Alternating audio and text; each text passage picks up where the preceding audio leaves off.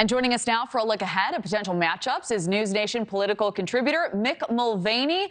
Mick, thank you for being here. So former President Trump going on the offensive even before DeSantis officially announces, as you know, calling the governor disloyal, among other things. So what do you think is the best strategy for DeSantis? Should he fight fire with fire here?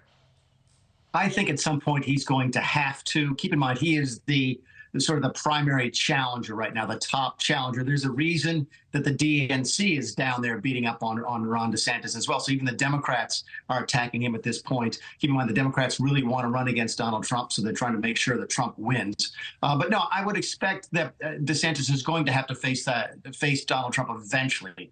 Trump is going to continue to beat up on DeSantis. And if history tells us anything and how to deal with Donald Trump is if you don't push back and don't push back effectively, he will push you out of the race. He did it with we did it with Jeb Bush.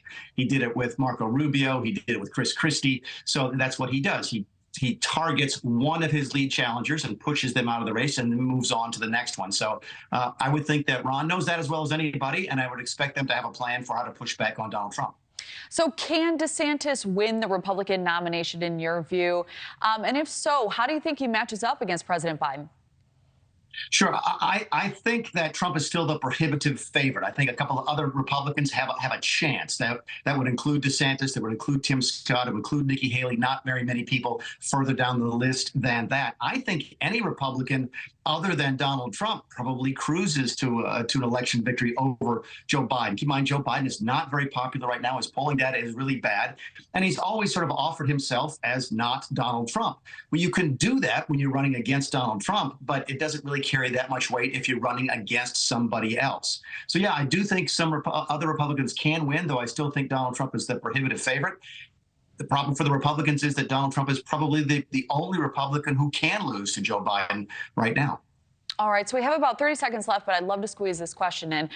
Ron DeSantis would say he's accomplished a lot in Florida. What do you think are the big ticket items that he'll be headlining with, and what hasn't worked best for him? The big ticket items will be that he's pushing back against the woke agenda, the culture wars. That's resonating right now with Republicans. The other thing he has going for him that you just sort of scratch the surface on is his wife is fabulous, might be able to get elected governor of Florida by herself.